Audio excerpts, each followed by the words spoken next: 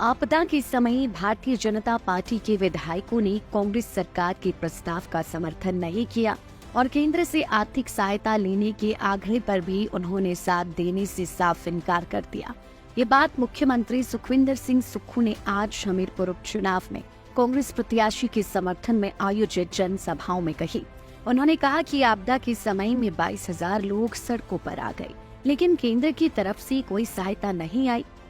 आपदा प्रभावित लोगों को बचाने के लिए कानून बदलकर आर्थिक सहायता 1.5 लाख से बढ़ाकर 7 लाख कर दी।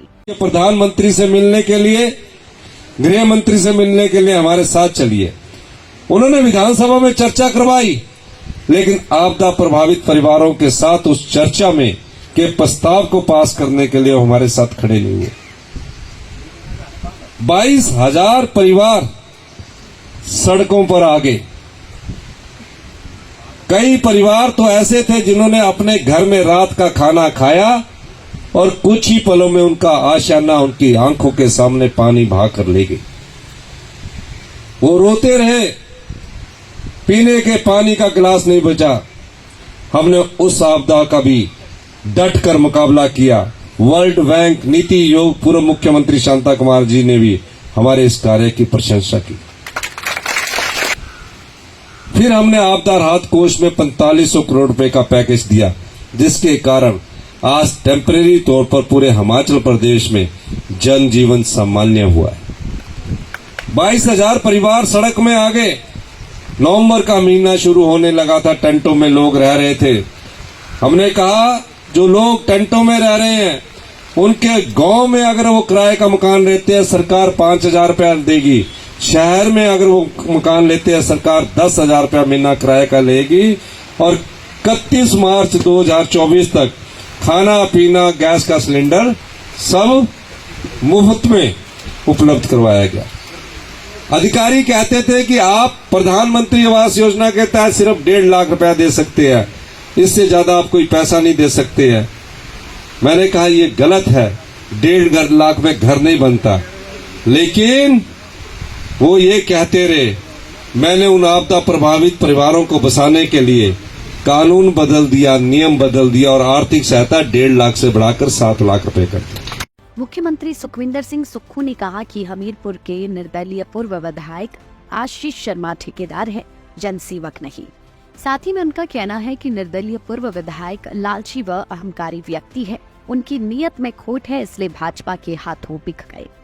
जब आपके क्षेत्र के 3 विधायक अपने जिला के मुख्यमंत्री को हटाने के लिए राजनीतिक षड्यंत्र रचते, 2 के तो उपचुनाव हो गए, एक तो सुजानपुर वाले तो अभी घर बैठ गए। लेकिन ये बड़े दुख की बात है कि राजनीतिक षड्यंत्र के तहत हमीरपुर जिला के, जिस जिला का मैं मुख्यमंत्री हूं, उसके खिलाफ राजनीतिक षड्यंत्र रचते। सुजानपुर में अगर धूमल साहब को मुख्यमंत्री का घोषित किया गया, वहां भी इस राजनीतिक षड्यंत्र के साथ धूमल साहब वो चुनाव नहीं जीत सके। ये वही लोग हैं जो पैसे के दम पर वोट खरीदकर अपनी सत्ता हासिल करना चाहते हैं। और ये विधायक जो है, जिसके लिए हमीरपुर का उपचुनाव होने जा रहा है, ये उपचुनाव हो ही क्यों रहा है? पूछा तो ये जाना चाहिए था कि ये चुनाव हो क्यों रहा है। कहते हैं कि मैं उनके काम नहीं करता था। इतने बड़े त्यागी पुरुष तो है नहीं। अगर मैं उनके काम नहीं करता था तो आप कांग्रेस छोड़कर आजाद प्रत्याशी से बीजेपी के साथ बैठ जाते। बीजेपी के साथ बैठ जाते। अगर आप तो आजाद है, आपको तो किसी की पार्टी का कोई विप नहीं लगता, कोई नियम नहीं लगता, कोई कानून नहीं लगता। जो आपका काम करेगा उसके साथ चलेंगे। नहीं तो आप ना कांग्रेस के साथ चलो, ना बीजेपी के साथ चलो, आजादी चलो। ये आपकी इच्छा पर निर्भर करता था। ये इतिहास के 3 ऐसे उपचुनाव होने जा रहे हैं, जिसमें एक हमीरपुर विधानसभा क्षेत्र का भी उपचुनाव होने जा रहा है। ये चुनाव नहीं होना चाहिए था। मैंने काम नहीं किया, बीजेपी के साथ आप बैठ जाते। लेकिन ये चुनाव क्यों हो रहा है, ये आपने सोचा? लाइफ टाइम्स टीवी के लिए हमीरपुर से ए सिंह की रिपोर्ट। यहाँ शिक्षा नहीं रोजगार की भी गारंटी है। करोड़ों के पैकेज से लेकर वर्ल्ड क्लास इंफ्रा तक, स्कॉलर से लेकर नामी अध्यापकों तक सब कुछ है यहाँ। हरियाली भी और शिवालिक पहाड़ियाँ भी, सुकून है यहाँ, संतुष्टि है यहाँ, बेहतरीन शिक्षा की पुष्टि है यहाँ। बद्दी यूनिवर्सिटी। अधिक जानकारी के लिए संपर्क करें